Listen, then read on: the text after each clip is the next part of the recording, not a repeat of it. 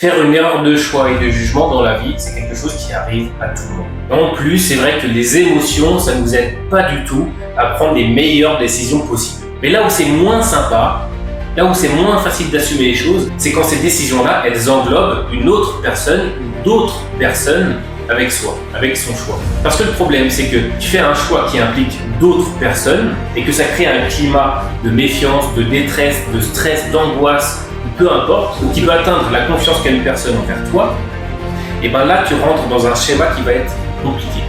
Tout simplement pourquoi ? Parce que derrière ce choix-là, il va falloir l'assumer. Même si tu ne l'as pas forcément pris de la meilleure manière et que tu le regrettes, derrière tu as impacté probablement quelqu'un ou un groupe de personnes. Et lorsque tu vas vouloir assumer ce choix, parce que oui, évidemment tu es quelqu'un de mature, et bien tu devras expliquer peut-être pourquoi tu as fait ce choix, et t'en excuser. Sauf que tu as brisé quelque chose à ce moment-là. C'est ce qu'on appelle la confiance. Et quand tu brises la confiance de quelqu'un, pour la récupérer, tu sors les rames. Et là, tu vas sortir vraiment tes meilleures rames. Parce que la seule chose qui va compter, ça va pas être les belles paroles que tu vas apporter à cette personne-là.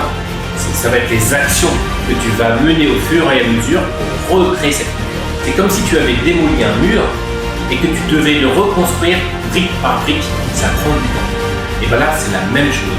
C'est ce que tu vas mettre en place chaque jour, chaque semaine, chaque mois, etc.